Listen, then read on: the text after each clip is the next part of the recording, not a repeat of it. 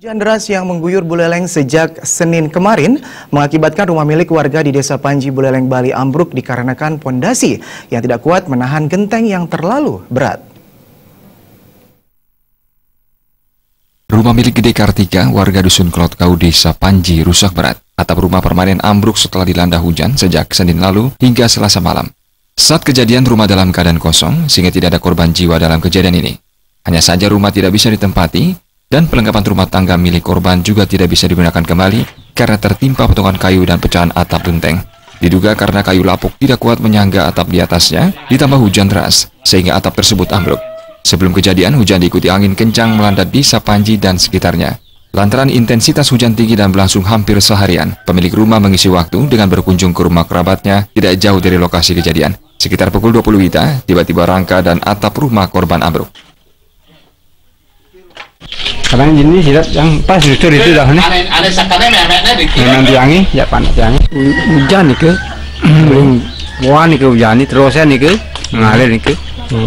Terus sampai dan ampun yang keluar nih ke. Pas kemana bapak? Yang pas niki, nah ngobrol nih ke ya. Memek tiangi di sisi di luar. Langsung roboh gitu ya? Iya langsung roboh. Tapi tangan pun juga dabung nih, kuli musuh uli berdua nih ke sini ke, telas nih ke. Yang tadi mending api kapnya rusak ya? Nggih. Langsung jangan dapetang berantakan itu. Sementara itu, Klien Banjar Klotkau, Marja Jaya mengatakan kejadian yang menimpa warganya itu sudah dilaporkan kepada Badan Penanggulangan Bencana Daerah Buleleng. Sebelumnya aparat desa dan kepolisian sempat membantu korban menyelamatkan perlengkapan rumah tangga. Dengan masalah kejadian atau bencana niki, kami sudah laporkan secara lisan dengan Pak Camat, dengan Kapolsek juga, dan juga dari BPBD.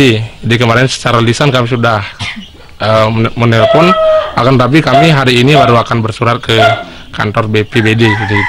Jadi harapan kami adanya berupa bantuan ataupun bagaimana tindak lanjut antara terkait dengan kejadian seperti ini.